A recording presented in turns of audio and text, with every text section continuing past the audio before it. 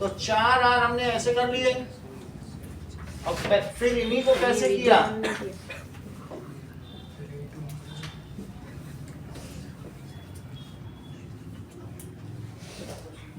Now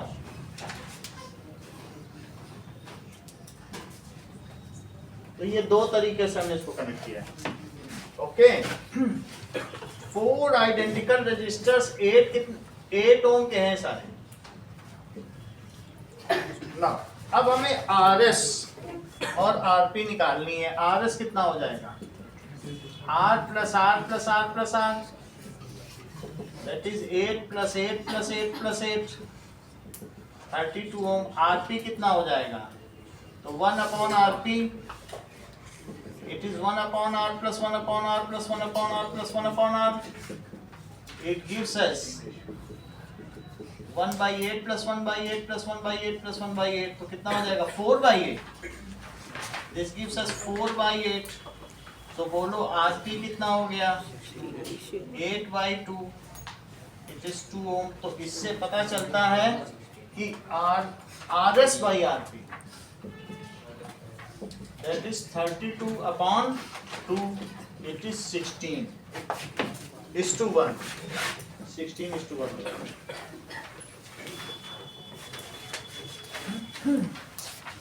Okay, now fourth question. The image shows a light ray incident on a glass prism. So the various angles are labeled. Which angle shows the angle of incidence and angle of refraction?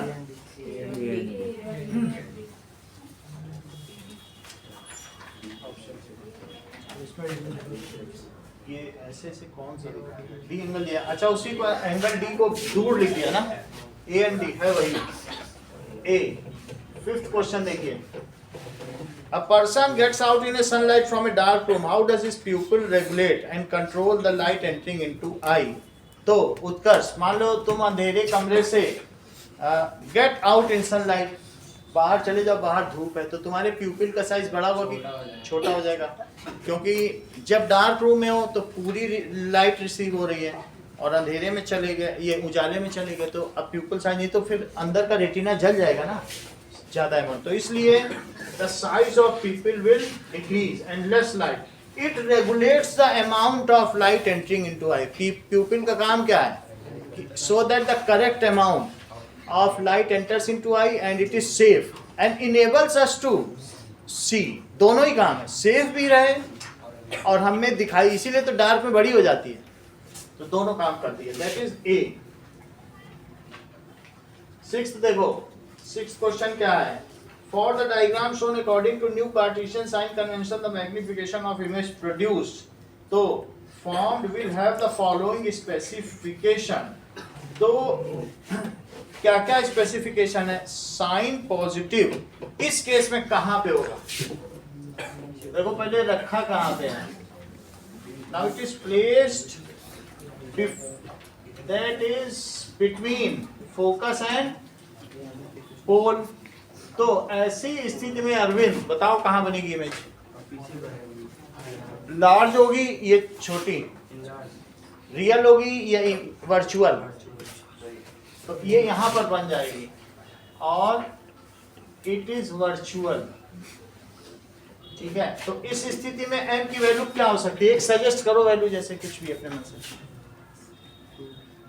+2 सही कह रहा है, double size की हो सकती है, तो इसलिए तो m की वैल्यू मान लो ये डबल साइड की बन गई, 2 सेंटीमीटर से 4 सेंटीमीटर बन गई, तो यहाँ +2 आ जाएगा कि नहीं।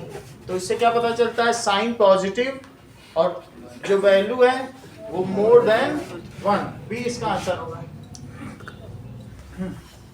सेवेंथ देखिए, in garden peas a pure tall T plant, दोनों होमोजाइगस हैं, जिसके दोनों ही गेमीट्स एलील सेम हो, तो उसे क्या कहेंगे, होमोजाइगस। टी को क्रॉस कर दिया स्मॉल टी से, the ratio of pure tall plants to short plants common, F2 generation में प्योर टॉल और शॉर्ट के बीच में क्या रेशो होगा, 1:, और टॉल इज टू शॉर्ट के बीच में प्योर टॉल एंड शॉर्ट का देखो, और F2 में, तो F2 में क्या होगा, इन F1 क्या क्या पैदा होगा, इन F1 में सुजैन F1 में क्या क्या होंगे, अगर मान लो 4 हमें मिलते हैं तो क्या क्या मिलेंगे, दैट इज TT मिलेंगे, अगर इनका क्रॉस कराया जाए तो क्या होगा, और इन F2 क्या क्या मिलेगा बताओ, नहीं वो तो आपको बताना है ना, ये चीज हम आपको क्या बताएं, F2 में ये मिलेगा है कि नहीं, जिसमें 3 टॉल होंगे और 1 कैसा होगा डॉफ। अभी इसके बाद जो अगली होगी ये हेरिडिटी कराना, नैतिक ने बोल रखा है हेरिडिटी थोड़ा सा कराना, तो मैं चीजें सब क्लियर कर दूंगा, लेकिन अभी देखो इतना याद आ रहा है तुमको, दैट इज एक तो ये मिलेगा प्योर टॉल भी होगा, that is law of segregation and independent assortment, यही तो सेकंड वाला है कि नहीं, जब डाई हाइब्रिड क्रॉस होता है, बोलो सही बात है। तो अगर मैं तुमसे पूछूं कि टॉल और डॉफ के बीच में अंशुप्रिया क्या रेशो है, और प्योर टॉल और प्योर ड्रॉफ के बीच में, तो प्योर और प्योर के बीच तो 1:1 है, सही है, तो इसलिए तो इसका क्या आंसर होगा प्योर। क्या हमें ऐसी बात बोलनी चाहिए कि pure tall and pure डॉफ, it is meaningless, क्योंकि जो रिसेसिव है उसे प्योर कहना तो मीनिंगलेस ही है, वो तो तभी डॉफ तो तभी होगा ही जब दोनों ऑफ सेम काइंड के एलील हो, तो इसीलिए क्वेश्चन में क्या प्योर डॉफ बोला गया है, नहीं बोला गया है, क्योंकि जो रिसेसिव है उसके ऊपर प्योर बोलना ही मीनिंगलेस है। जो कंजी आंखों वाले हैं उनके दोनों जीन कंजे होते हैं, ये बात क्यों, क्योंकि कंजानेस एक रिसेसिव डॉफ, वो ये है, समझ आ गया, इतनी बात समझ लो, उनके मम्मी पापा कंजे होंगे ना, ऐसा नहीं कह रहा हूं कि मम्मी पापा कंजे, अगर एक एक भी है, मैं ये नहीं कह रहा हूं, अगर ब्लैक आई और कंजी आई और ब्लैक आई और कंजी आई, तो इनके 2 बने, इनके भी 2 बने, दोनों की आंखें ऐसी हैं लेकिन दोनों में कंजानेस होगी, तो इस तरीके से बी ओके और बी ओके, लेकिन सेकंड F2 जनरेशन में क्या होगा, यहाँ पे सारे तो वैसे नहीं थे कि कंजे ही थे, लेकिन एक बच्चा इनका कंजा पैदा हो गया, तो क्यों कंजा पैदा हो गया, क्योंकि इनमें वो सब में फैक्टर था ना, तो कंजा, गंजा नहीं कह रहा हूं, कंजा, सही है। तो अब तुम्हें समझ में आ गया कि प्योर डॉफ क्यों नहीं कहा गया, समझ आ गई बात। अगला देखो,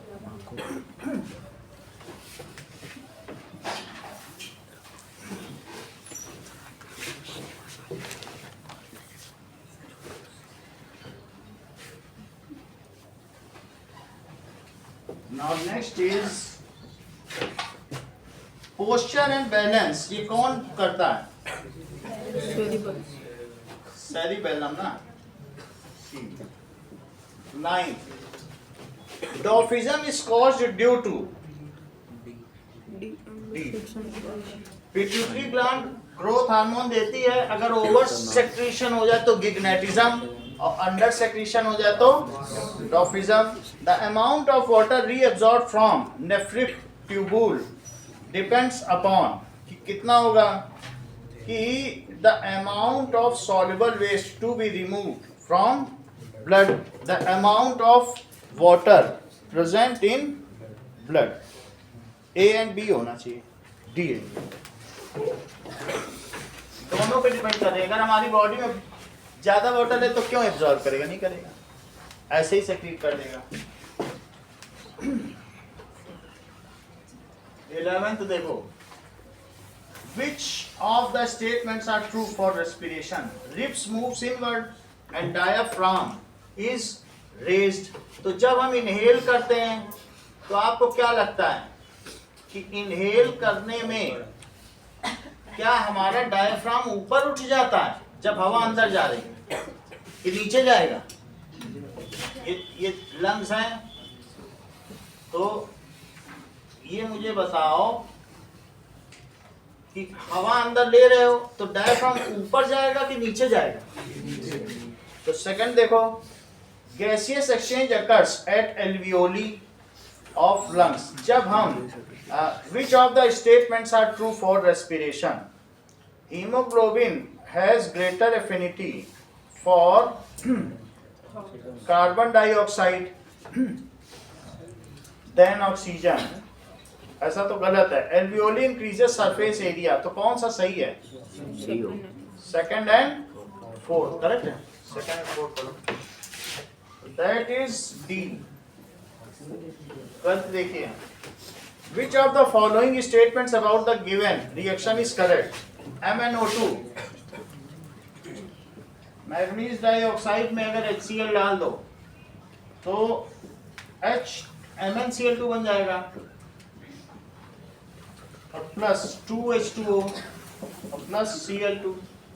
पहले ये सोचो कि HCl से Cl2 इसमें क्या हो रहा है? हाइड्रोजन रिमूव हो रहा है कि ऐड हो रहा है?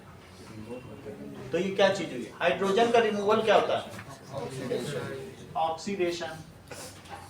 तो इसमें हम ये कह सकते हैं कि HCl से इसमें HCl का Cl2 में ऑक्सीडेशन हो रहा है और MnO2 का इसमें फिर क्या हो रहा है? दैट इज रिडक्शन, क्योंकि ऑक्सीजन रिमूव हो रहा है। सो रिमूवल ऑफ ऑक्सीडेशन, ऑक्सीजन को क्या कहोगे? रिडक्शन, ऐसा कहा। आगे देखो, क्या तुम लोग इसके चार्ज पता कर सकते हो? ये +4 है, देख लो। अगर एक पे 2 माइनस है तो 2 2 माइनस हो गए तो +4 ही तो हुआ। Mn पे क्या होना चाहिए बताओ? +4, तभी तो 2 O माइनस इसके पास आ गए हैं। यहां से देखो MnO2 तभी तो बनता है। अब मुझे बताओ यहाँ पे अमन कितना चार्ज है Mn पे? +2। तो इसमें ये बताओ, अगर इलेक्ट्रॉन लिए जाएं तो उसको रिडक्शन कहते हैं। तो क्या इसने इलेक्ट्रॉन 2 ले लिए होंगे तभी +4 से +2 हो गया Mn का, तो इसीलिए Mn का रिडक्शन हुआ। That is gain of electron is reduction and loss of electron. फिर से देखो, यहाँ पर Cl का चार्ज देखो -1 है और यहाँ पर बताओ इस पर 0 है, तो इसने इलेक्ट्रॉन छोड़ दिया। बोला कि HCl से बोला कि तुम जा रहे हो, ऐसा करो H बन के निकल जाओ, ले जाओ अपना इलेक्ट्रॉन, हम कोवेलेंट बॉन्ड बनाएंगे। उसने छोड़ ही दिया, बोला जाइए और इलेक्ट्रॉन भी लेते जाइए, हम दूसरे Cl को पकड़ेंगे और उसके साथ साझेदारी करेंगे। तो loss of electron is oxidation, और फिर वो जो 2 इलेक्ट्रॉन यहाँ है वो इसको मिल गया। Gain of electron is called negative मिला, कदोरे रिड्यूस हो गए, निगेटिव हो गए। देखिए 2 निगेटिव हो गया, ऑक्सीडेशन हो गया, और ये माइनस से प्लस हो गया। तो फायदा है अगर चार्जेस का तो ऑक्सीडेशन, लॉस है माइनस। समझ में आ गई बात कि नहीं? तो क्या कहोगे कि ये लॉस है, तो इसको भी लिख लो, loss of electron, it is loss कर दिया, इट इज ऑक्सीडेशन। कई बार ऐसे क्वेश्चन आ जाएंगे, हम और प्रैक्टिस कराएंगे, अभी थोड़ी देर के लिए लिख लो, इस पर बहुत प्रैक्टिस कराएंगे। और दैट इज अभी वैसी जरूरत नहीं है। गेन ऑफ इलेक्ट्रॉन, तो इसे क्या कहोगे? रिडक्शन। अगला सवाल देखो, इससे क्या पता चल रहा है? क्या HCl ऑक्सीडाइज हो रहा है Cl2 में? तो पहली बात सही है, देखो हो रहा है। दूसरा, MnCl2, जब एक चीज ऑक्सीडाइज हो रही है तो दूसरी चीज एक ऑक्सीडाइजिंग एजेंट का काम करेगी। ये बात समझ में आई अर्चिता? मान लो ये चीज ऑक्सीडाइज हो रही है तो इसको कौन ऑक्सीडाइज कर रहा है? MnO2, it is oxidising agent. वो खुद रिड्यूस हो जाएगा, दूसरे को ऑक्सीडाइज कर देगा। तो दूसरा बात भी सही है क्या कि MnCl2 acts as oxidizing agent। MnO2 is reduced to, क्या MnO2 रिड्यूस हो रहा है MnCl2 पे? रिड्यूस हो रहा है। तो तीसरी भी बात सही है। HCl, क्या HCl यहाँ ऑक्सीडाइजिंग एजेंट है? ये रिड्यूस हो रहा है तो इसे ये रिड्यूसिंग एजेंट हुआ। तो कौन कौन सी बात में सही हुई? पहली, दूसरी और तीसरी सही है, तीनों सही, चौथी गलत है। तो इसका आंसर क्या हुआ? फर्स्ट, सेकंड और थर्ड करेक्ट। ऐसा किस ऑप्शन में दिया है? बी है। सर हमेशा इस साइड से आता है ना ऑक्सीडाइजिंग रिड्यूसिंग, तो MnCl2 कैसे हो गया? इसे इसको और देखो, चलो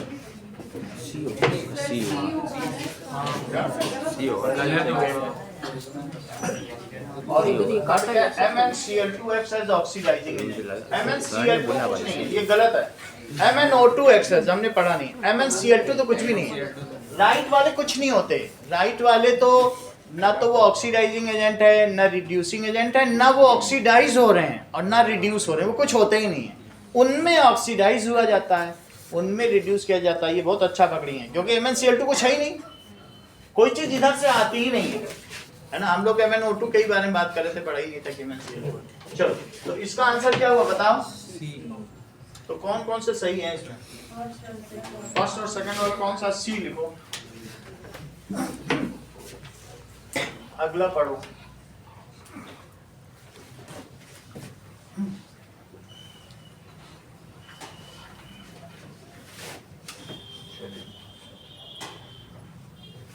नाउ अब देखो 13 question. In an attempt to demonstrate electrical conductivity through electrolyte, the following apparatus was set up. Which among the following statements are correct? Bulb will not glow because of electrolyte is not acidic. Dilute NaOH solution है तो bulb तो glow करेगा, और rubber cork के सारी चीजें तो सब दिखाई गई हैं ठीक ठीक। Bulb will glow because NaOH is a strong base and furnishes iron, ये सही है। Bulb will not glow, the circuit is incomplete, तो कहीं नहीं दिख रहा है। Bulb will not glow because, इसका आंसर सेकंड होना चाहिए, तो सी होगा।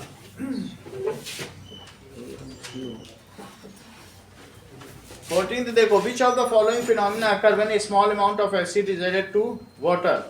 वाटर में थोड़ा एसिड डाल दो तो क्या होगा बताइए। एसिड HCl मॉलिक्यूल है, HCl क्या है, चाहे कोई भी हो, लेकिन पानी में डाल जाने पे उसका क्या होगा, आयोनाइजेशन, वो H+ और Cl- में टूट जाएगा। HCl एक मॉलिक्यूल है, चेक करिए, ये H है और ये Cl है। वास्तव में देखें तो दिव्या ये एक मॉलिक्यूल है, लेकिन वाटर में डालने पे क्या होगा, वाटर में ये H+ और ये Cl- में टूट जाएगा। तो दो चीजें होंगी।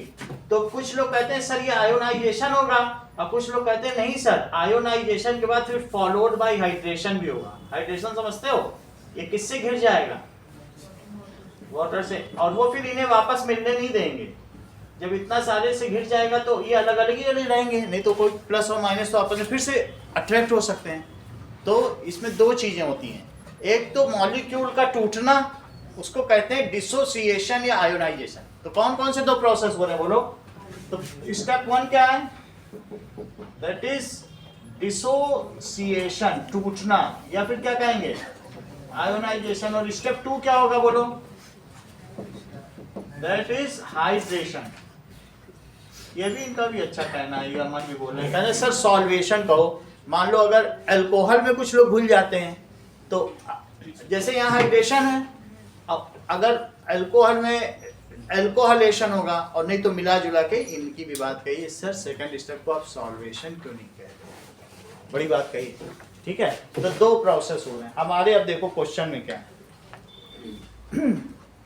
Ionisation, neutralisation, dilution. तो डाइल्यूशन तो हो ही रहा है, और साथ में सॉल्ट फॉर्मेशन, सॉल्ट कुछ नहीं बन रहा है, HCl डालने से क्या सॉल्ट बन जाएगा। तो इसलिए फर्स्ट एंड थर्ड, तो फर्स्ट एंड थर्ड किसमें है, बी। 15 देखिए, 15 क्या है, the electronic configuration of 3 elements x y z। x क्या है, ये कैसे आ गया, चलो कोई बात नहीं, हमको मालूम है, अदरवाइज ये पीरियोडिक क्लासिफिकेशन का वो तो हट चुका है ना तुम्हारे। तो 287 और z क्या है 282। एसिड बेस में सॉल्ट में थोड़ा बताएगा इसके बारे में कि नहीं बताएगा, कुछ नहीं बताएगा। ये एक तरीके की नोबल गैस है, ठीक है। हम लोगों ने वो पढ़ा था ना प्रिंसिपल ऑफ वो आयनिक कंपाउंड, तो उसमें ये बात पढ़ ली थी कि जो नियर बाई गैसेस में बदलते हैं कि नहीं, इसीलिए तो ये चीजें होती हैं, कॉन्फ़िगरेशन थोड़ा है वहां पे। तो ये क्या है बताओ, नॉन मेटल, ये क्या है मेटल। तो हम लोग जब कहते हैं कि बॉन्ड फॉर्मेशन, NaCl फॉर्मेशन, वहां ये चीज है, इसीलिए आई। तो अब ये क्या पता चल रहा है, बताओ क्या क्या चीज है। X is a metal, it is false. Y is a metal, it is false. Z is non-metal, false.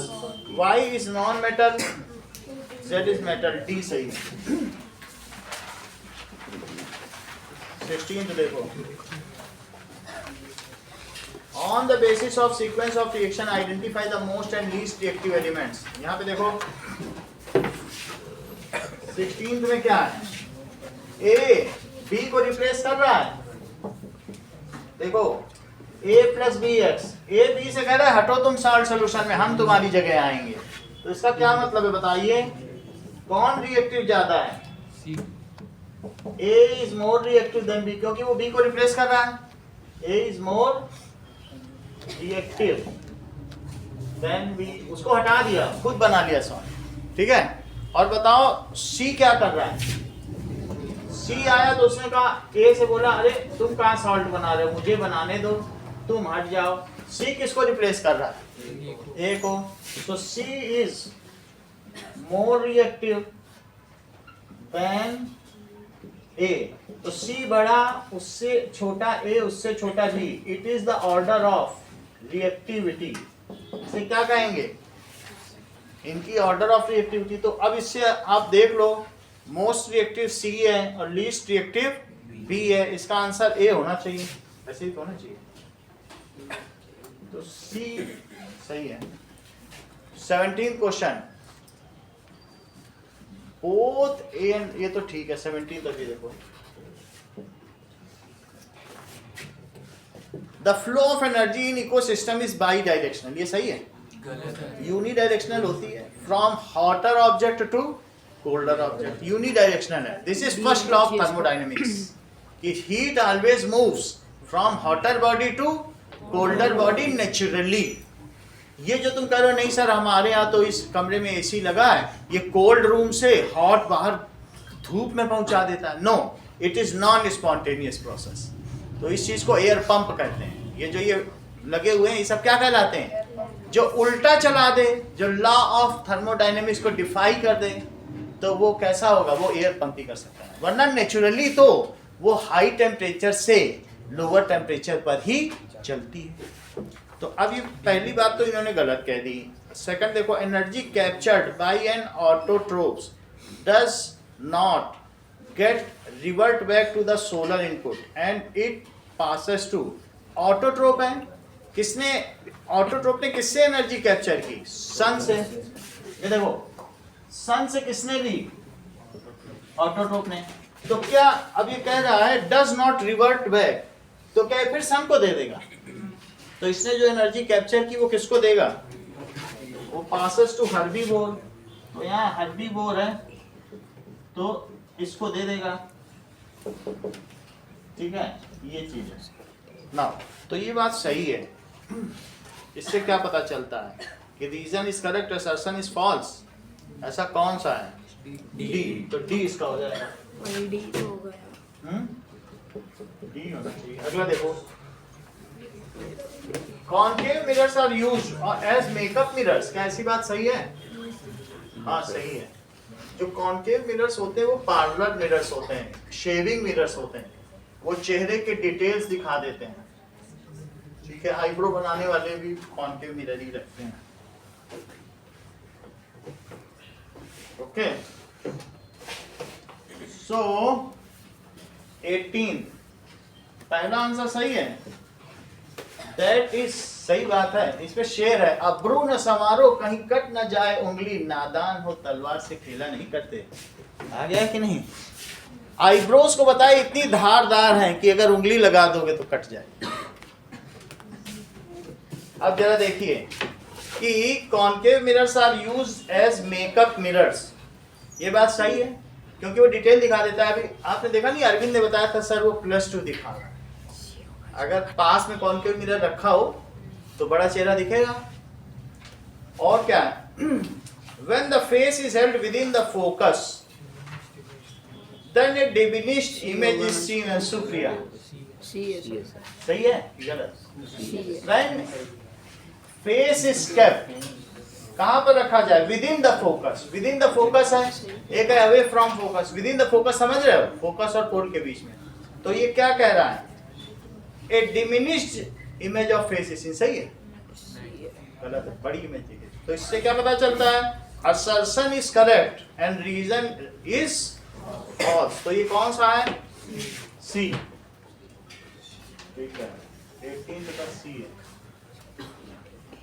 चलिए 19th देखिए, probability of survival of organism produced through sexual reproduction is more. Mrityunjay, क्या जो सेक्सुअल रिप्रोडक्शन से produce हुए हैं जैसे हम और आप, इनके सर्वाइवल के ज्यादा चांस हैं, या फिर जैसे बैक्टीरिया या वेजिटेटिव रिप्रोडक्शन इन सब से उनके सर्वाइवल जो ए सेक्सुअल हमारे ज्यादा चांस है? क्यों? That is probability of survival of an organism.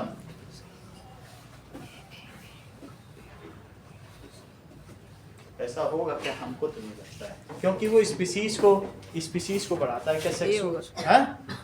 सही है। मतलब देखो, जो probability of survival of an organism बोल रहा है, स्पीसीज तो नहीं बोल रहा है। एन भी तो पढ़ो। पर सर मैम ने सही कहा। सब अभी हम लोग इसको नेट पे देखेंगे। मतलब जैसे हम लोग हुए, ठीक है, हमारे में थोड़ा जेनेटिक चेंज आ जाएगा। हमारे माता पिता, सुनो, हमारे पेरेंट्स जो थे वो उसी इन्वायरमेंट और उसी निशीज में अच्छी तरीके से चल रहे थे, तो क्या पता हमारे अंदर जो चेंज आ रहा है, हम नए सेटअप के साथ, क्योंकि it is new genetic construct, can we survive? तो हमको तो नहीं लगता कि हमें ज़्यादा एडवांटेज मिलेगा। बेहतर है कि जैसा मिलता है, ये हो सकता है कि हमें वेरिएशन ज़्यादा आ जाए। वेरिएशन की वजह से अगर कभी चेंज आएगा कुछ, तो आधे मर जाएंगे, आधे जीते रहेंगे। हमारी स्पीसीज के सर्वाइवल के चांसेस को मैं इसमें डालता हूँ नेट में, तो पता एन ऑर्गेनिज्म बोला है ना, तो हमें अगर नया डीएनए का सेटअप मिल रहा है तो क्या हमारे चांसेस ज़्यादा है? नो।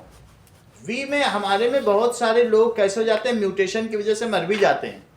ऐसा हो सकता है, पैदा होने के बाद नहीं मरते हैं, लेकिन हमें इसका कोई सर्वाइवल एडवांटेज, हम इसको देख लेते हैं, कोई एडवांटेज नहीं मिल रहा है, हमें नया सेटअप मिल रहा है ना। चलो इस चीज को देखें, स्कैन से नहीं, इससे पता चल जाएगा ना, अगर होगा तो एक्सप्लेनेशन होगा।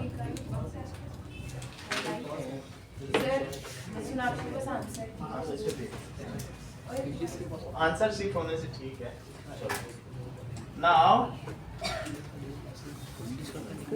देखो, probability of survival of an organism produced through sexual reproduction is more than that of organism produced through asexual mode।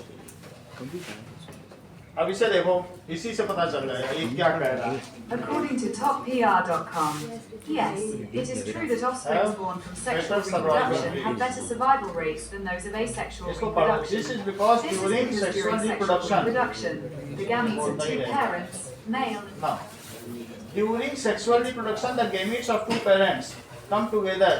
Thus, the offspring of both the parents, offspring born from sexual reproduction have better survival rates. It is true. सही कह रहा है। Assertion reason भी पढ़ लो तो और clear हो जाए। प्रोबेबिलिटी ऑफ सर्वाइवल, इसमें क्या कह रहा है? Assertion reason, option both and, ये दोनों सही कह रहा ना। सही लिख लो इसको फिर हम देखेंगे ना, क्योंकि एन ऑर्गेनिज्म में तो कैसे हो गया इसको देखना पड़ेगा, बट ये सही कह रहा है। Because the mixing of gene allows the various features found by the sexual has a higher chance of surviving. ठीक है। Variation gives people benefit of surviving. अभी यही देखो, हम लोगों ने जब बताया था, हम लोगों ने पढ़ा था कि दो फैक्टर पढ़े थे, कि आप लोगों में बुक में क्वेश्चन भी है कि that is sexual reproduction, या जो वेरिएशन है, it is not benefited to individual but it is beneficial for species। ये क्वेश्चन बुक में है कि नहीं? तो अगर हम देखें ये एन ऑर्गेनिज्म क्यों लिख रहा है ये क्वेश्चन में से, फिर ये डाउटफुल है। इसे क्या लिखना चाहिए? That is for that species लिखना चाहिए। ये क्वेश्चन बुक का ही है, इट इज नॉट बेनिफिशियल। नहीं तो बुक में क्यों क्वेश्चन दिया रहता है? सो रीजन फॉल्स है ना? रीजन तो फॉल्स है फॉल्स। एडवांटेज टू इंडिविजुअल चीज के लिए होता है। क्या चीज बताओ? Variation provide advantage for individual. Variations provide advantage to individual. अच्छा, वेरिएशन से, ये जो है वेरिएशन की वजह से नहीं है ना, तो ए सही है कि probability of survival of an organism. सिर्फ इसका ए ही होगा ऑप्शन। नहीं, वेरिएशन तो नहीं होता, बुक में दिखाएं तुमको। It is not giving advantage to individual, ये तुम्हें पता है, बुक में देखो। अच्छा देखो, मटेरियल तो पास बुक में ये दिया है, नेट पे यही आ रहा था, मैम ने गलत है ये चीज तो गलत कर रहा है। चलो, ये किसी ने परसों ही कहा था, वही ठीक है ना। Variations provide advantage to individual for survival. अब बुक में भी यही क्वेश्चन दिया है कि इंडिविजुअल को कोई बेनिफिट नहीं है। तो अब देखो ये क्या कह रहा है, यस, इसमें हम कुछ नहीं कर सकते। आप अगर ये है तो ये लिख देना, फिर भी देखेंगे। ऐसा इसलिए क्योंकि इंडिविजुअल के नहीं, बुक में दिखाएं आपको, बुक में ये 2 बार है क्वेश्चन, और इस पे पढ़ेंगे, पढ़ने से पता चलेगा, ऐसे जल्दी जल्दी में नहीं पता चलेगा।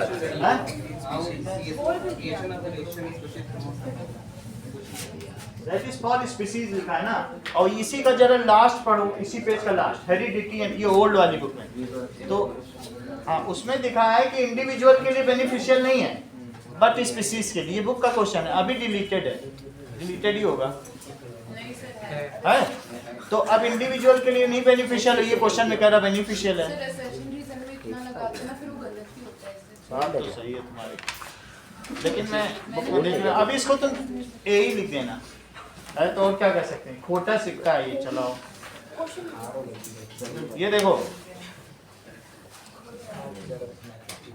ओनली वेरिएशन है, तो कहाँ पे why is variation beneficial to species but not necessary. देखो इन्होंने पेज भी निकाल दिया, बट नॉट नेसेसरी, है ना। तो बेनिफिशियल नेसेसरी, इस पर हम कुछ होगा तो देखेंगे। ज्यादा हमें मालूम नहीं इसके बारे में, और हम क्या कहें, जब देख के ही बता पाएंगे। ऐसे वेस्ट करने से क्या फायदा, समय नहीं। इस पे 2-4 साइड देखेंगे, समझ में आएगा। चलो अभी ये लिख देते हैं, क्या पता अभिषेक की भी बात सही हो कि वेरिएशन की वजह से ना हो और किसी रीजन की वजह से एडवांटेज हो। इनकी बात बहुत बड़ी बड़ी है कि वेरिएशन, ये कह रहे हैं ये चीज सही नहीं, लेकिन फिर भी इसे ट्रू माना जा रहा है, तो और क्या कहें, ठीक है कि नहीं। अभी तो यही लिखो, pH of ammonium nitrate solution acidic है क्या। अमोनियम नाइट्रेट देखो, ये मुझे बताओ नाइट्रेट से क्या बनता है, HNO3, और अमोनियम से NH4OH। तो ये वीक बेस है क्या, और ये कैसा है, स्ट्रॉन्ग एसिड। वीक बेस और स्ट्रॉन्ग एसिड से कैसा साल्ट बनता है, acidic salt.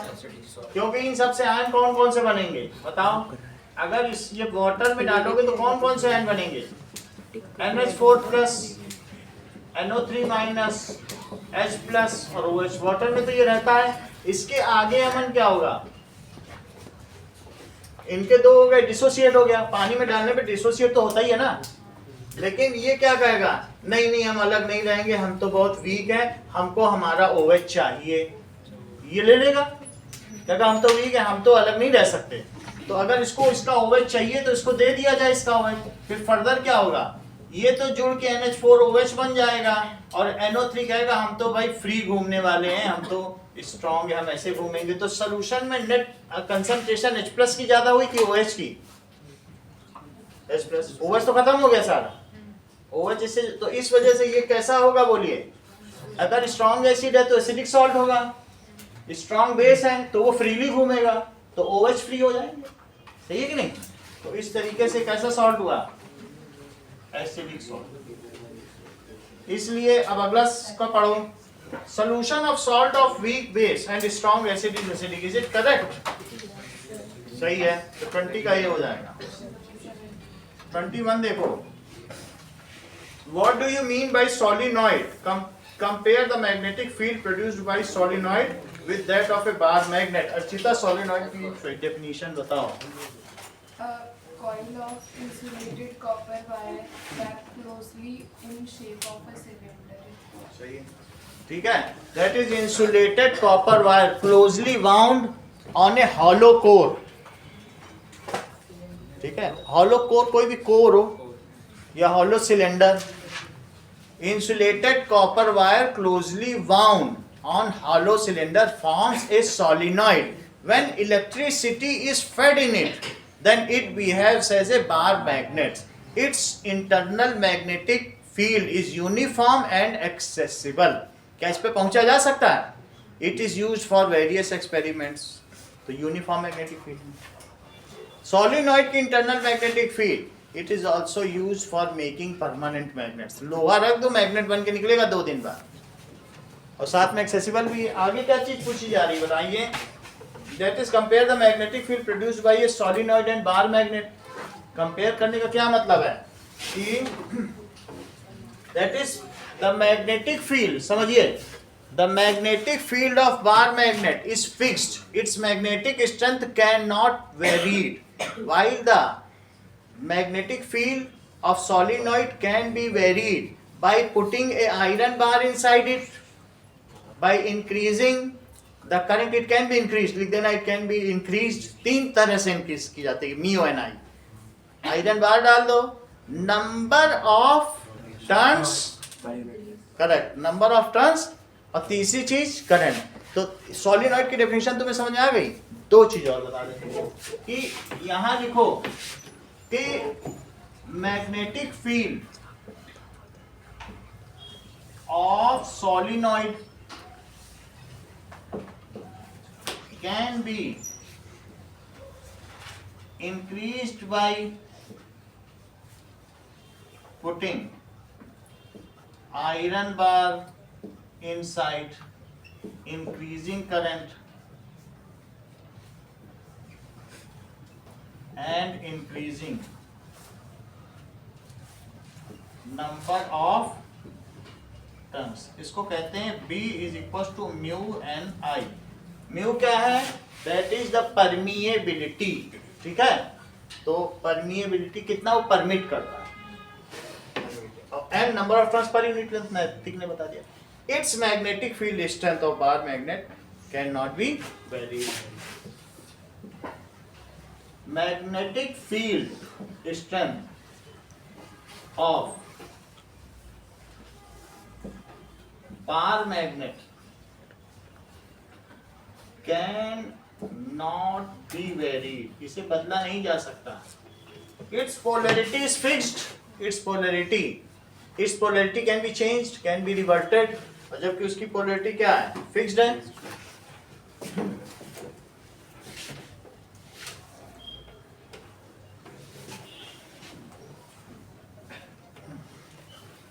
Solenoid can be magnetized and demagnetized, while this option is not available. किसके साथ ये अवेलेबल नहीं है? बार मैग्नेट को डीमैग्नेटाइज नहीं किया जा सकता। अगर उसमें कार चिपक गई तो चिपकी ही रहेगी, उड़ा नहीं पाओगे। Now it can be magnetized or demagnetized as required। For example crane में होता है कि नहीं, जंक यार्ड से कार उठाई वहां छोड़ दी। This is not possible in this case. It is magnetized once for all।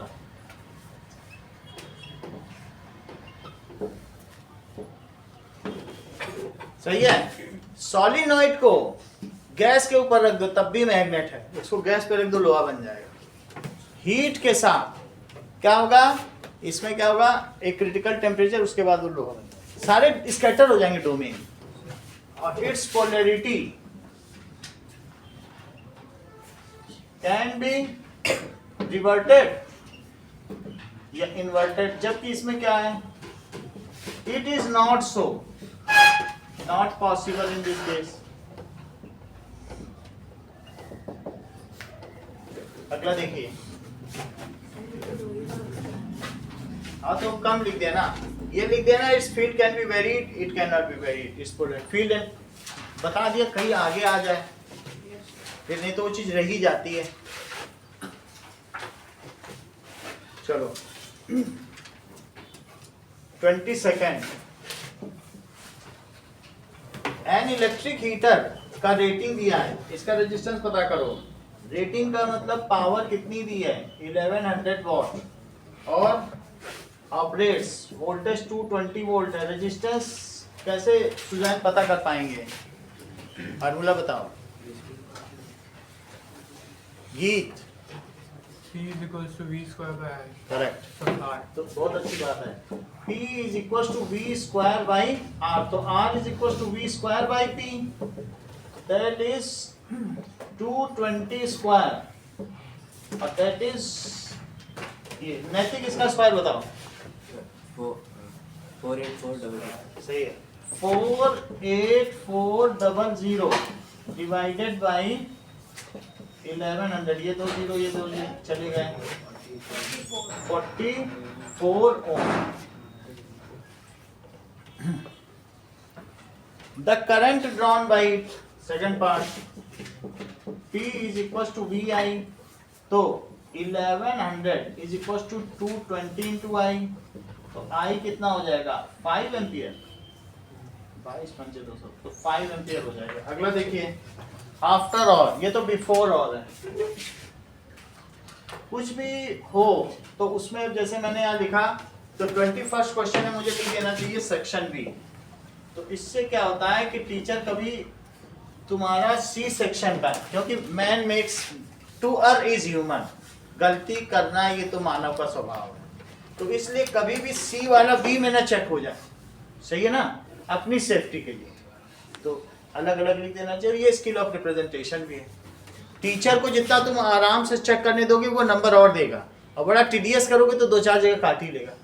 उसको बिल्कुल चीजें रिप्रेजेंट करके दो। तो आगे देखिए, एक copper wire has diameter 0.5 mm and resistivity, तो ये सारी चीजें दी गई हैं सेकंड क्वेश्चन में।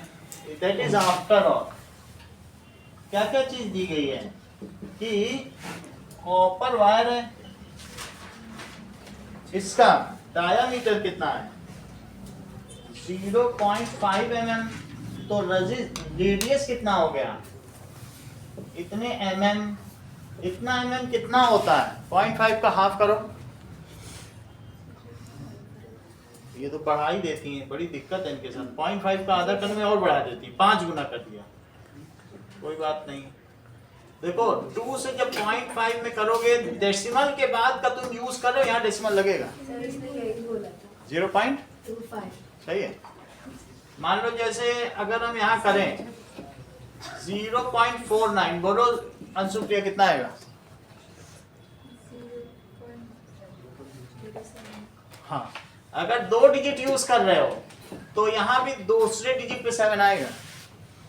अगर मान लीजिए 7 से तुम 4.9 कर रहे हो तब भी 1 डिजिट यूज हुआ, तभी आ जाएगा। 2 करोगे तो ये आएगा, सही है। तो इन्होंने बोला, ये सही बोला है, तो 0.25 है। जैसे शुरू किया तो ये कर दिया, तो इट इज mm।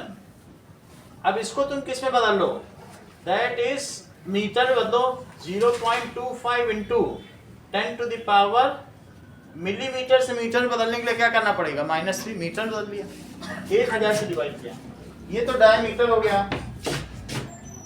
इसकी रेजिस्टिविटी दी है और आपको रेजिस्टेंस पता करना है, find the length of wire. तो अरविंद क्या फार्मूला लगाएंगे? ठीक है, R is equals to rho L by ए।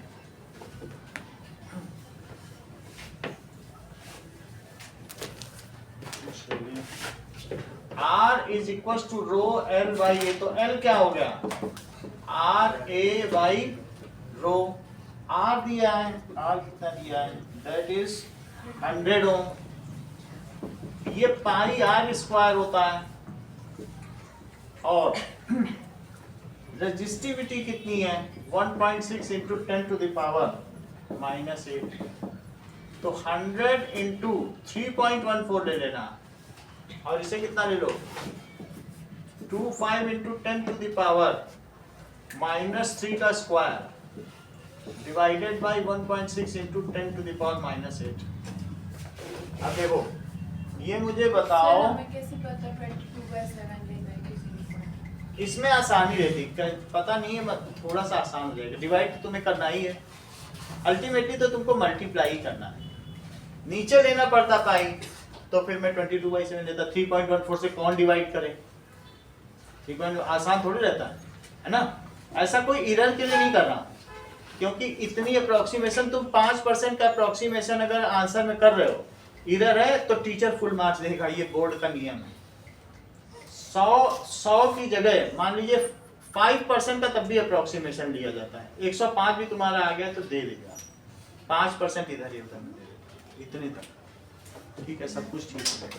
अब देखो तो हमने क्या किया, तो हमारा तो बहुत थोड़ा ही इधर आ रहा है, इतने इधर में कुछ नहीं होगा। तो लिखो 100 इंटू 3.14, इसको क्या लिखोगे, इसको अगर अमन मैंने 2.5 कर दिया तो बोलो ये कितना होगा। एक चीज बढ़ाओगे तो एक चीज क्या हो जाएगी, कम हो जाएगी। ऐसा मैंने कर लिया है। 1.6 इंटू 10 टू द पावर -8। ऐसा करते समय दूसरी तरफ L लगातार लिखते रहें। तो अब जरा देखो ये 314 हो गया, इसको जरा स्क्वायर करो और इसको भी स्क्वायर करो, सही है। देखो इसको स्क्वायर करो दिया और इसको स्क्वायर करो, ये बात तुम्हें समझ में आई, इससे कैसे आया। अब देखो 1.6 इंटू 10 टू द पावर -8, ये इससे कट गया। अब इनका मल्टीप्लाई कर लो और डिवाइड कर लो। अगर एक डेसिमल इधर से गया तो इधर से सिर्फ एक ही जाएगा, सही है, 62.5 हो जाएगा। अदरवाइज इसको मल्टीप्लाई करिए, मल्टीप्लाई करने को किसी ने किया है तो बताओ क्या आंसर है। 16 नहीं तो उसको कर ही लेते हैं।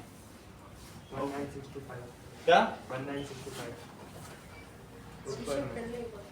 1962, इससे तो 1962 आएगा। अब 0.5 लिख दो, 0.5 कितना ही है, ये सही है। 1.6 तो ये डेसिमल इससे गया, इसको निकाल लो 16 से डिवाइड करके 19625।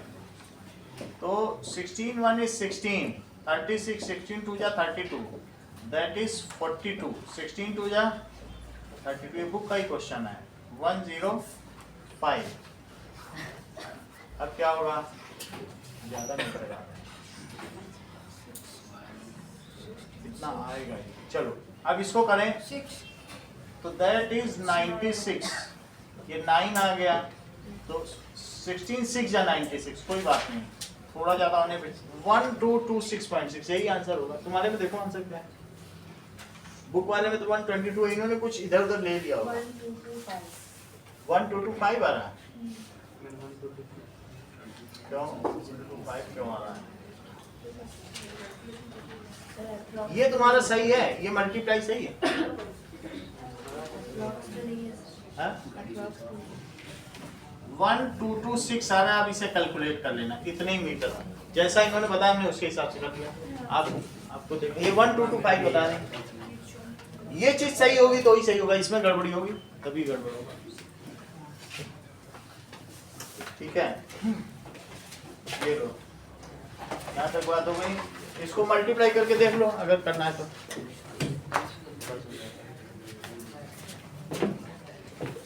बहुत करना तो 22/7 कर लेना। अगर 22/7 करोगे तो बाई 7 और फिर बाई लगा के फिर ये करना, 2 बार डिवीजन लगाना। ये नहीं 7 इंटू नहीं करना, नहीं तो कैलकुलेटर बताएगा नहीं। अपॉन 7 और फिर अपॉन लगा के फिर ये करना। पावर को छोड़ दो, बाकी सब पे कर लो।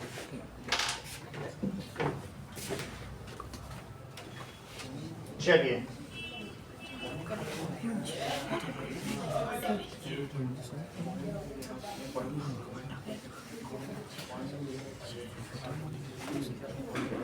okay, now 23rd, a Mendelian experiment consisted of breeding pea plant VV bearing violet flowers with pea plant bearing white flowers. So what will be the result of F1 and F2 progeny? तो लिखो violet flower and क्या चीज आई है, यही होगा। तो ये सही होगा, ये उन्होंने किया ना, ठीक है। और व्हाइट फ्लावर उतना फर्क नहीं पड़ता है, 3.14 सेकंड डेसिमल प्लेस से पढ़ रहा तो नहीं होगा। वीवी और वीवी सही है। ये क्या है बताइए, दैट इज जीनोटाइप। ये जीनोटाइप है और ये phenotype. Okay, this is parental cross. That is gamete, type of gamete. वहाँ से 2 नंबर के क्वेश्चन में हमें इतना पूरा बनाना पड़ता है। कितने नंबर का है? 2 नंबर। मार्किंग के हिसाब से 5। क्या लिखना है? सिर्फ answer. What will be the result of F1 and F2 progeny? What will be the percentage of white flowers? सही बात है, इसमें वही लिख देना। रिजल्ट में बता दे रहा हूँ, पूरा बना देता हूँ फिर रिजल्ट बता देता हूँ। तो दैट इज V। तो एक इसके साथ ये इसको क्या कहेंगे? कौन सा क्रॉसिंग है? That is cross pollination. इसको क्या कहेंगे? तो VV और VV। तो that is crossing over of gametes. इसको क्या कहते हैं? Crossing over of gametes by cross pollination. Crossing over by cross pollination. अब इससे क्या बनेगा? ये क्या चीज आई बोलो? That is genotype of F1 generation और दूसरा phenotype ऑफ F1 जनरेशन। तो ये क्या चीज आएंगे? That is all violet.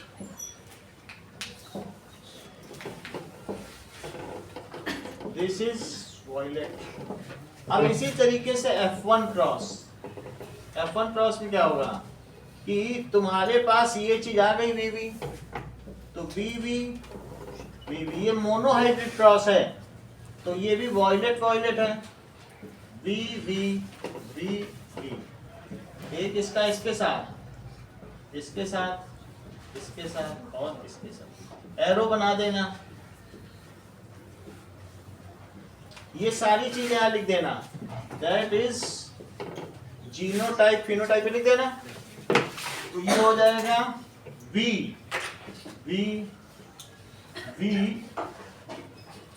और इसमें VV और ये VV। दिस इज, ये क्या है? वॉयलेट और अब इसका रेशो लिखना। क्या पूछा गया है?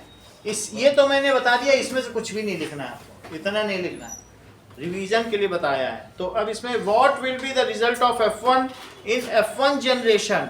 All flowers will be heterozygous violet. तो व्हाइट लिखो। तो क्या लिखेंगे बोलो? इन F1 जनरेशन कैसे होंगे बोलो? All flowers are heterozygous violet, ऐसे लिखना है। In F1 generation all flowers are heterozygous violet।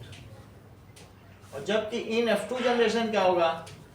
ठीक है, तो जीनोटाइपिक रेशो क्या है? जीनोटाइपिक रेशो इसको लिख लेना VV is to VV। It is 1:2:1। और इसी तरीके से वॉयलेट वाइट दैट इज 3:1। ऐसे लिख देना। ये है आपका आंसर। ओके, आगे देखिए। कह रहा what will be the percentage flower in F2 generation? Percentage कैसे निकालोगे जरा देखो तो। दैट इज कितने परसेंट है? 25% है। So 25% of the flowers in F2 generations are white.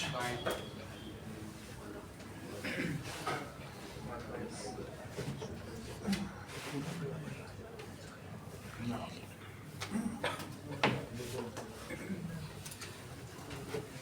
25% flowers of F2 generation are white. ये आप सभी लोगों के पास इसका सलूशन है? नहीं तो आप भेज नहीं दीजिए। सर, नहीं। है नहीं ना? तो तुम एक बार PDF डाल देना ग्रुप में, है ना? लोगों का भला करना चाहिए। चलिए, after all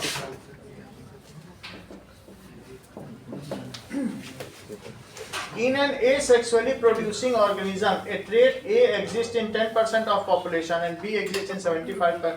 Which trait is likely to be? तो होता क्या है कि the traits are, क्या होता है बताइए, handed over from one generation to other generation, inherited traits. तो ये तो traits होता ही है. तो traits क्या होंगे? The traits कैसे ट्रेड्स होंगे? एक होता है कि एक्वायर्ड ट्रेड्स और दूसरे कौन से होते हैं? Inherited traits. तो हम इनहेरिटेड ट्रेड्स की बात कर रहे हैं. So inherited traits pass on generation over generation, generation over generation. In addition, इसके अलावा क्या होता है बोलो? इन एडिशन न्यू ट्रेड्स, क्या न्यू ट्रेड्स भी जुड़ते जाएंगे? New traits are added. Sir इस एक्शन में तो बहुत कम होता है ना, क्या जी? वेरिएशन बहुत कम होता है. asexually producing a trait बहुत कम होते हैं, लेकिन कभी भी म्यूटेशन होगा. जब रेप्लिकेशन होता है तो उसमें जब म्यूटेशन होगा तो न्यू ट्रेड्स जुड़ते जाएंगे. ऐसा नहीं कि होते ही नहीं होंगे. होते ना होते तो फिर इतने तरीके. इसमें दूसरा आंसर. अब इसको समझो. दो चीजें तुमको बताई हैं कि उसके आंसर पे ज्यादा ना जाओ. जो मैं बता रहा हूँ कि पुराने ट्रेड्स पास होते जाएंगे और नए जुड़ते जाएंगे. क्यों? क्वेश्चन भी तो यही कह रहा है. तो जो पीछे से पास होता है वो ज्यादातर पॉपुलेशन में पाया जाएगा. तो जो 75% पॉपुलेशन में पाया जा रहा है ट्रेड, वो अर्लियर है. और जो 10 में पाया जा रहा है, न्यू ट्रेड्स ना आए होते तो फिर कैसे 10 में होते? वेरिएशन तो आया है ना, चाहे धीमे हो चाहे तेज हो. आया नहीं होता तो फिर वही रहते. फिर क्यों होते? नहीं. तो इसलिए कह लीजिए ये रीजन हो गया कि पुराने ट्रेड्स दिए जाते हैं और नए ट्रेड्स जुड़ते हैं. सो 10% पॉपुलेशन में जो ट्रेड है, it is added recently. However in 75, समझिए, तुम समझ गई ना बात को? नहीं तो फिर ये क्यों करता? यही तो बात है कि नहीं? देखो, सो 75% the trait that is trait B. Trait B is arisen earlier. Arisen earlier. As it is found in large number of population या large segment of population. इसका justification यही है. 24th क्वेश्चन देखो. Draw a diagram of human excretory system and label the following. Human excretory system को आप label कर देना. ये देखो कि ये देखिए हमारे पास दो अलग अलग चीज आएंगी. इसमें से भी दोनों में जाएगी और इसमें से भी दोनों में जाएगी. ये देखो, ऐसे देखा. फिर आगे चाहो तो इसको आगे भी बढ़ा सकते हो. रीनल से नीचे भी चली गई. तो एक में क्या होगा? सबसे पहले जो ऑक्सीजनेटेड ब्लड है वो जाएगा. ऑक्सीजनेटेड ब्लड जाएगा. फिर हमें वो सब अंदर नहीं दिखाना है नेफ्रॉन में क्या होगा, लेकिन ये जिससे अंडर प्रेशर जाएगा ऑक्सीजनेटेड ब्लड, इसको रीनल आर्टरी कहेंगे. और जिससे वापस ब्लड आएगा उसे क्या कहेंगे? रीनल रीजन तो वही है. ये डीऑक्सीजनेटेड ब्लड है, ये वापस आने वाला ब्लड है. तो आप कैसे दिखाओगे? इसमें दिखाओगे ये आने वाला ब्लड, और ये कौन सा है? ये जाने वाला ब्लड. फिर इसके बाद यहां से ये दिखा देगा जैसे उसमें दिखाया गया कि इधर ही से निकलेगी. यूरेटर यहीं से निकलेगी. और ये यूरेटर कहाँ जाएगी? दैट इज यूरिनरी ब्लैडर, जो कि मस्कुलर है. और फिर वो यूरेथ्रा में चली जाएगी. इतनी चीज. और भी क्या पूछ रहे हैं? ठीक है. Now diagram of human excretory system. इसके आगे कुछ नहीं लिखना. ये लिखो रीनल वेन और it is going to vena cava, और दिस इज रीनल आर्टरी, ये आर्टा से आ रही है। क्या पूछा गया? Draw a human respiratory system, label the following. Part that carries urine from bladder, जो पूछा वही लिखना, from bladder to outside body, लिखो urethra.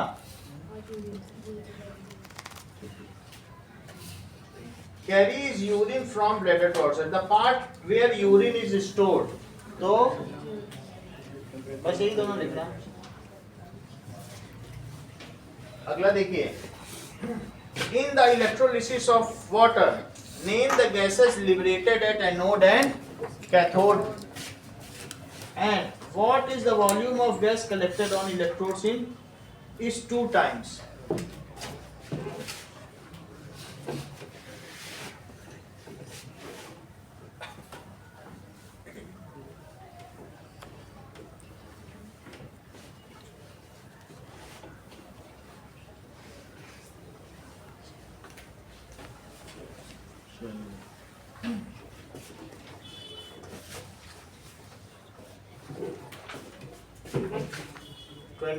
देखिए, अब इसमें हमारे पास है, लेकिन अभी हम लोग इलेक्ट्रोप्लेटिंग कर रहे थे टीवी, तो अभी आपको दिखाने थे। तो इसमें कॉपर सल्फेट है, अदरवाइज इलेक्ट्रोलिसिस का इक्विपमेंट है, इसमें हम बदल देंगे। अभी इलेक्ट्रोप्लेटिंग पूरा था कॉपर सल्फेट भरा हुआ, नहीं तो इसमें दोनों में अलग अलग गैस निकलना।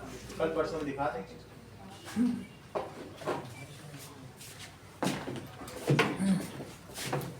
Okay, name the gases liberated at anode and cathode.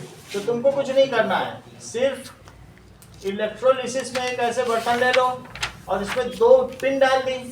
अब पिन डालने के बाद एक को किससे कनेक्ट कर दिया, ये देखो ऐसा पिन डाल दिया। अब इसमें किसी पे भी कर सकते हो, हमें ग्रेफाइट ले लो, अदरवाइज वो गैस ही तो निकलनी है, कोई दिक्कत नहीं, ग्रेफाइट भी ले सकते हो। तो इसमें क्या कहा है बताइए, नेम द गैसेस। ये क्या है बताओ, ये प्लस है और ये क्या है माइनस। उन्होंने कहा गैसेस कलेक्टेड, ये बोला ना, तो अब ये गैसेस कलेक्टेड इसमें भी है, कलेक्ट तो हो ही रही है। द इलेक्ट्रोड विच रिसीव्स, जो कैटायन को रिसीव करे उसे क्या कहेंगे बोलो, जो कैटायन को रिसीव करे वो कैथोड है, और जो एनायन को रिसीव करे वो क्या होगा एनोड। फिर से समझो, 4 ले लो, 4H प्लस इसके पास चले जाएंगे, 4 इलेक्ट्रॉन के साथ डिस्चार्ज हो जाएंगे, 2H2 बनेगा। 4OH इसके पास जाएंगे, कहेंगे भाई हम अपने इलेक्ट्रॉन छोड़ रहे हैं, तो एक O2 बन जाएगा और एक क्या बनेगा बोलो 2H2O। फिर से समझो, OH माइनस के 4 लो और वो क्या करें बताइए, सारे इलेक्ट्रॉन छोड़ दें। कहें ठीक है हम सारे इलेक्ट्रॉन छोड़ देते हैं, जाओ उधर पहुंचाओ। बैटरी का काम है पंप करना, बैटरी तो चार्ज है, तो बोलो 4 क्या हो जाएंगे, 4 OH हो गए। इनमें से एक वाटर ये बना, एक वाटर ये बना, और ये क्या बना O2 बना कि नहीं बना। तो जब 4 OH जाएंगे तब एक O2 बनेगा। तो यहां से 4 वाटर ने कहा ठीक है अब हम चलो अलविदा लेते हैं, तो 4H निकले, तो उन्होंने वहां जाके क्या बना दिया बताओ, 4H जब वहां पहुंचे कैटायन कैथोड पर, उन्होंने 2H2 बनाए, जबकि 4 OH वहां गए तो सिर्फ क्या बनाए इन्होंने, देख लो 2H2 और एक O2 बनाए कि नहीं। तो हमें यहाँ क्या लिखना है 4H2O।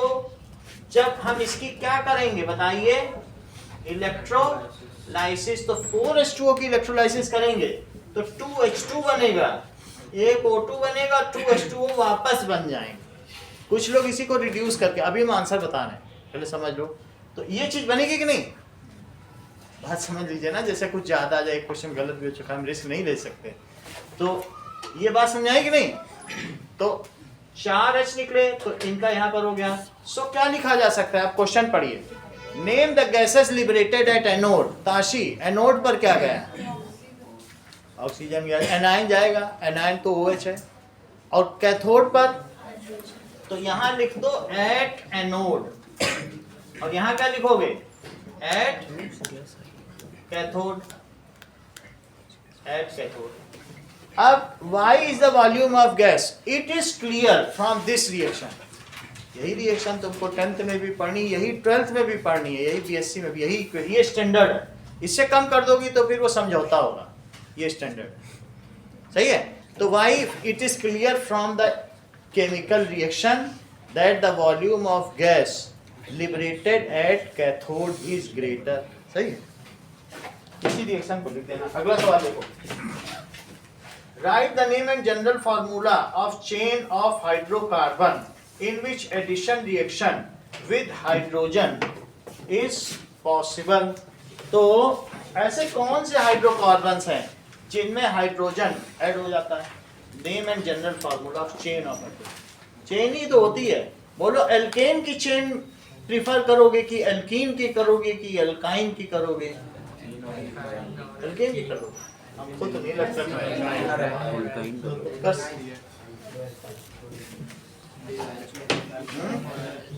तो ऐसी चेन बताओ. विच चेन यू विल प्रिफर? हम तो एल्कीन की करेंगे उत्कर्ष. तो इसका फार्मूला क्या होगा? ये बहुत लंबी चेन ले लो. और किसकी करोगे? That is CN. ये ठीक रहेगा. यही चीज पूछी गई है. नेम एंड जनरल फार्मूला दोनों चीज हमने बता दी. जिसकी किससे रिएक्शन होगी? With hydrogen is right a chemical reaction with essential conditions. तो तुम ऐसा करो, C डबल बॉन्ड C ले लो. यही तो है डबल बॉन्ड वाली. अब यहाँ R है क्या? R तुम जानते हो अल्काइल ग्रुप है. तो अब इसके बाद क्या करो? प्लस H2 और निकिल. ठीक है. पैलेडियम. पैलेडियम इस देखो, पैलेडियम यहाँ कोई कैटलिस्ट नहीं है. पैलेडियम हाइड्रोजन का एब्जॉर्बर. तो पैलेडियम डालते हो तुम, हाइड्रोजन कहाँ से लाओगे? क्या किसी ट्यूब में भर के लाओगे? बड़ा मुश्किल है लाना. Palladium has so much interstitial space. उसके बीच में जगह बहुत होती है, उसमें हाइड्रोजन भर जाता है. प्लेटिनम और पैलेडियम क्या है? हाइड्रोजन के एब्जॉर्बर है. तो वो डाल दिए. एक टिकिया 5 रुपए की आती है. लोग जो घी बनाते हैं ना वेजिटेबल ऑयल से डालडा, वो घर में वो यही करते हैं. पैलेडियम टिकिया डाल देता है, हाइड्रोजन मिल जाता है उसको. तो ये कैटलिस्ट है. और ये क्या है बोलो? H2 absorber. ये सिर्फ एक MCQ के लिए बताना. अब इसकी कंडीशन क्या है? कुछ नहीं करना है. 200 डिग्री सेल्सियस पर बस गर्म करो, धीमी आंच पे चढ़ाए रखो, शाम तक चढ़ाए रखो. और ये बोलो वेजिटेबल ऑयल से क्या बन जाएगा? वनस्पति घी. तो दिस इज R. और ये 2H इसमें लग जाएंगे. सही है. एक बॉन्ड टूट गया. इसका क्या नाम लिखे हैं शिव शर्मा? नहीं, आप बताओ. ये अच्छा बताता है. इनका प्रभावी है वेजिटेबल ऑयल. और ये इसका वनस्पति. और प्रोसेस का क्या नाम है? हाइड्रोजनेशन. ठीक है. It is hydrogenation. Addition of hydrogen to unsaturated hydrocarbons is called hydrogenation. अगला सवाल देखो 27. सर वनस्पति घी को saturated animal fat. Saturated animal fat. फिर से बोलो. Saturated animal fat. Saturated animal fat ना. एनिमल फैट का क्या मतलब है यहाँ पर? जो है घी. सैचुरेटेड जो ये काऊ वाला घी, यही सब एनिमल फैट. तो बुक में लिखा है सर. एक होता नहीं, ये सही बात है. समझे इस बात को. इनका कहने का मतलब है कि एक है मूंगफली तेल से, एक वेजिटेबल ऑयल है, और एक मान लीजिए ये जो घी निकला काऊ का, वो एक एनिमल फैट है. जैसे कहते हैं घी खा रहे हो, ये सैचुरेटेड फैट है. तो एक है देसी घी. तो ये देसी घी की बात करें. एनिमल फैट क्या है? जो हमको एनिमल से मिले. एनिमल की बॉडी में भी से तो ऑयल मिल सकता है, घी ऑयल नहीं मिलता, घी मिलता है. क्या मिलता है? देसी घी मिलता है. वो एनिमल फैट है. एक है कि हम मूंगफली के तेल से वेजिटेबल ऑयल से निकालें और उससे घी बनाएं, वो वेजिटेबल फैट है. और जो गाय से मिले वो एनिमल फैट है. तो वो भी मिलेगा, तो वो भी सैचुरेटेड एनिमल फैट है। जो देसी घी वो भी सैचुरेटेड है। घी किसी भी तरीके का होगा, वो कैसा होगा? सैचुरेटेड होगा। समझ में आई बात कि नहीं? बात ठीक ही है, लेकिन हमें तो ये हाइड्रोजनेशन का एप्लीकेशन लिखना था, तो हमने ऐसा लिख दिया। ये बात आपकी सही है। Draw magnetic field lines produced around a current carrying state conductor so passing through cardboard. एक ऐसे ले लो और इसमें मैग्नेटिक फील्ड लाइंस ड्रॉ करो और इसमें ऐसे दिखा दो, जबकि करंट ऐसी है। How the strength of magnetic field changes when the point where the magnetic field is to be determined moved away from straight wire carrying constant current. तो strength of magnetic field change when the point where magnetic field is determined is moved away from straight wire. तो हमारे इस point को मैं, ये P point है, इसे दूर लेता जा रहा हूँ। तो ऐसी स्थिति में इस पर जो है मैग्नेटिक फील्ड कैसे चेंज करना है? ये तुम्हारे में है ही नहीं बुक में, तो मैं बता दूं। सर ये दूर होगा तो वो कम हो जाएगी ना, है वो कम हो जाएगी, तो मतलब ये बायो सेवर्ट लॉ है, 1/r² के हिसाब से चलेगी। तो फिर भी मतलब कम तो हो जाएगी, इतना लिख दो तो सही है। अब तो it is inverse, it depends on, it is governed bye inverse square relation. मतलब कोई भी चीज होती है ना, दूर जाने पे कि वो रेसिप्रोकल होती है। तो तुम ये समझ लेना, अगर तुमसे पूछा जाए ये लिखने से अच्छा है, नहीं लिखना चाहो तो वैसे सीधे लिख दो, as we move away from this then the magnetic field decreases। Simply भी लिख सकते हो, ये बायो सेवर्ट लॉ है। सही है कि नहीं? तो किन चीजों पे डिपेंड करेगी? देखो इन चीजों पे डिपेंड करेगी, तुमको मैं बता दूं, 2πI/r²। बहुत आसान चीज है। करंट बढ़ाओ तो फील्ड बढ़ जाएगी, दूर जाओ तो घट जाए, है ना? कितना आसान, कुछ भी नहीं है इसमें। नहीं, करंट बढ़ी फील्ड बढ़ गई, दूर गए, डबल दूर गए तो 4 गुनी कम हो गई। नहीं, तो हमें फिर भी ऐसा नहीं लिखना है। हम क्या लिखेंगे बताओ? As we move away from wire the magnetic field decreases. As we move away from wire magnetic field decreases. इतना तो आप चाहो तो ये लिख सकते हो, ये अच्छी चीज है। चलो, justify your answer moved away from wire, that is ऐसा लिख सकते हैं कि magnetic field line density decreases, लेकिन असली आंसर तो यही है। जस्टिफाई तो इसी से होगा। ओके, सर ये हो जाएगा ना कि उसके सर्कल, दिखाओ और क्या क्या है। सर उसके सर्कल बड़े होंगे तो मैग्नेटिक, हाँ वही मैग्नेटिक फील्ड डेंसिटी की बात हो जाएगी। कंपास को अगर पास में लेके जाएंगे तो डिफ्लेक्शन ज्यादा होगा। वही सर्कल पे लिखो। अब इसको हम अलग तरीके से दिखाते हैं कि ये सही बता रही है कि जैसे जैसे हम दूर जाएंगे तो ये जो मैग्नेटिक फील्ड है ना, ये शुरू में कंजेस्टेड होती है, ये देखो, और जैसे जैसे दूर जाएंगे तो क्या होगा बोलो? इसके सर्कल्स डायलेटेड होंगे। ऐसा तुम देखते हो ना, तुम बार मैग्नेट में भी करते हो तो फील्ड लाइन क्या पोल के पास कंजेस्टेड है? एज वी मूव अवे वो दूर दूर होती है। So near the wire magnetic field lines are congested, है ना, या क्लोजर। बुक में लिखा है ये बात लिखी, क्या लिखा है? Magnetic field produced by given current of 100 degrees at the distance from, ये लिख देना।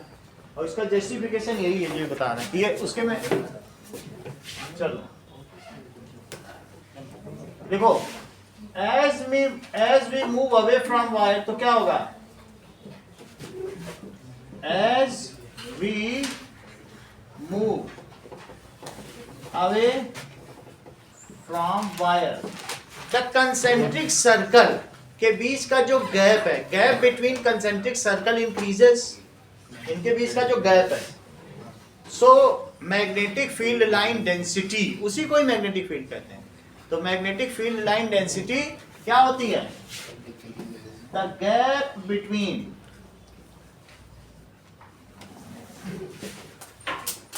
मैग्नेटिक द गैप बिटवीन ये जो field line circles increases, hence magnetic field decreases. यही लिख देना। अब 3 नंबर का है तो वो लिख देना, ये बना देना, और कोई क्या करेगा, सब कुछ लिख देना। इतनी बात हो गई। Justify 28 देखो, student is not able to see clearly the question written on black board place at a distance of 5 meter. Name the defect of vision. Myopia. 5 metre उसे भी आगे बैठाना पड़ेगा। Name the defect of vision. That is myopia. तो name the defect of vision he is suffering from. That is myopic eye है या near sightedness. Write the cause of defect. तो क्या cause होगा बताओ? कि excessive उसका कन्वर्जेंस है। तो एक्सेसिव कन्वर्जेंस की वजह से क्या होगा कि पहले पैरेलल रेज आएंगी तो वो उसको दबा देंगी, तो उसको पास बैठाओ और उससे कहो अब ये चीज देखो तुम, तो वो कितना भी दबाएगा तो बोलो रेटिना के पीछे जा पाएगा क्या? यहाँ तो पीछे भेज दे रही, पैरेलल को पीछे भेज दी, उठा के दबाना मुश्किल है। तो ऐसी स्थिति में कहाँ पे बन जाएगी बोलो? ये तो ये अभी की स्थिति है, लेकिन हम इसको क्या करेंगे? Excessive convergence can be rectified by using concave lens. हाँ हाँ, इसमें क्या बनेगी? रेटिना से पहले बन जाएगी एक्सेसिव कन्वर्जेंस। तो इसलिए हम इसे क्या करें बताइए? ये सही बता रहे हैं, it is before retina. Excessive convergence है ना, बिफोर रेटिना बनेगी। तो हमें क्या करना चाहिए बताओ? इसको क्या चीज दे देनी चाहिए? That is, it has to be provided with concaveness. Convergence को डाइवर्जेंस से कंट्रोल करेंगे। फिर से चीज देखो, ठीक है? बस इतना ही इसमें लिख देना। और भी कुछ पूछ रहा है क्या?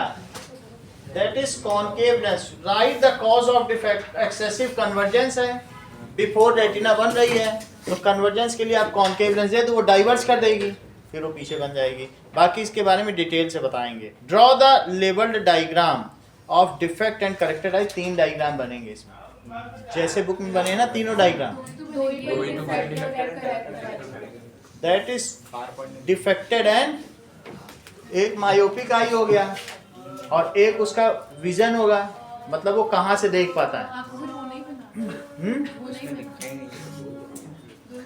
डिफेक्टेड आई और करेक्टेड आई, ठीक है? करेक्टेड आई तो फिर उस ऐसी स्थिति में उसका जो भी होगा उसका एक फार पॉइंट होगा, है ना? बस वो फार पॉइंट बनाए बिना ही बना दोगे, फिर उसको पिकअप कहाँ से कराओगे? दिखाओ कहाँ है, कुछ बनाया इसमें? ठीक है, अपने हिसाब से करना, देखेंगे क्या करते हैं। इतना ही रखो। हाँ टेस्ट तो होगा, अब बाकी अपने आप दो, हम करते रहेंगे इसको डिस्कस।